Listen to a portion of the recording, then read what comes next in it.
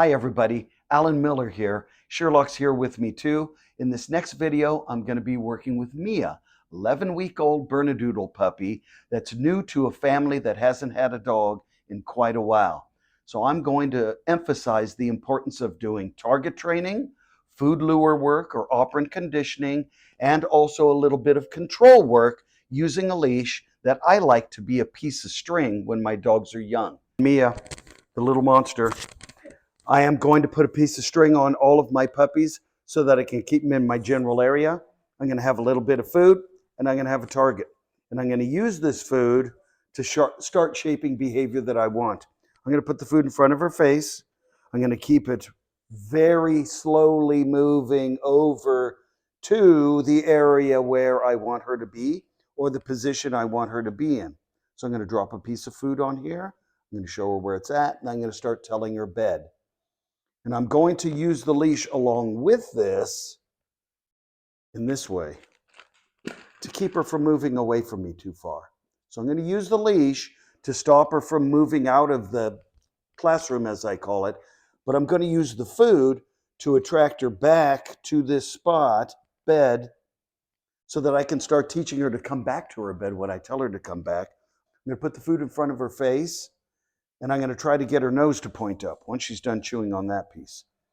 And if I can get her nose to point straight up, what I usually find is they'll sit. So this is going to become my sit signal. This is going to become my STAND signal. I'm going to go back to SIT, or I might even turn her very slowly towards me, come back to me or front for a puppy. I'm going to go back to SIT again, but I have to, as you're observing, move very slowly. If I don't move slowly, she won't be able to follow my hand. Once again, I'm using the leash to keep her from sneaking away or becoming indifferent to my voice. So if I say, Mia, Mia, I want to keep her attention directed towards me, using a little bit of compulsion, but also using the treats. The better the treat, the sooner she's going to start acclimating to me. Can we take her out to go pee-pee? Sure. You can turn that off. Hi everybody. In this next segment, we're going to talk about the importance of taking the puppy out frequently and keeping the puppy focused on going potty. You don't need to eat that. Let's go potties. It's very difficult. It's very difficult to go potty. So little. So hard to go potty when you're little. It's just terrible. You have to go potty. It's just terrible. So I'm going to set her down, let her run around a little bit, and I'm hoping that over a period of maybe a week or two, she starts realizing we're coming out here for a reason. We're going to go back in a minute. Good, good, good, good. Let's say she doesn't go potty out here. I will put her back in her crate for me. I will put her back in her crate so that she cannot have an accident sneaking away from me. And for those of you that are not proponents of using a crate, then I would make the dog stay with me on leash. But what you didn't see on camera 5 minutes ago is that she immediately went towards the door, which means she has the right idea, but she immediately squatted on the carpet. And I caught her and brought her out here, but she hasn't finished her pee-pee job yet. So I'm hesitant to take her back to that carpet. If that is accidentally becoming the target, I want to break that cycle right away. And it's warm today here in Sacramento, California, but it can get a lot warmer than this. It's about 98, 99 degrees. So I'm going to sit here a little bit until she goes potties outside, and she understands that she can't just hear me say, stay with me and leave it alone without having to respect what I say. So the leash is super important in this endeavor. Hi. Hello. Good. Okay? So if I have to go somewhere or do something, I will put her back into her crate without any absorbent material in there so that she can't have an accident in the house. So if I've got other business to attend to, she would go back in her crate for maybe a half hour, maybe an hour, and then I take her right back out again. And the more she's successful in immediately going potty outside, she's going to start understanding that we're going to race back to the inside. That's going to be a place of privilege. So I'm just trying to let her settle into this. Oh, that's right. I did have to go potty. But be patient, you guys. It's not easy having a little puppy like this. Hi. Good. Good. Wow. How fun are you? But if I stay here too long, she'll just go to sleep. So I'm trying to get her to focus on going potty. And I might be unsuccessful, but I'll try. So let's go potty.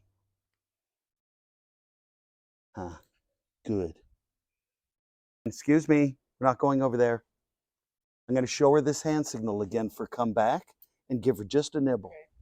Come. But I want her to stay focused. I want her to go potty before we go back inside.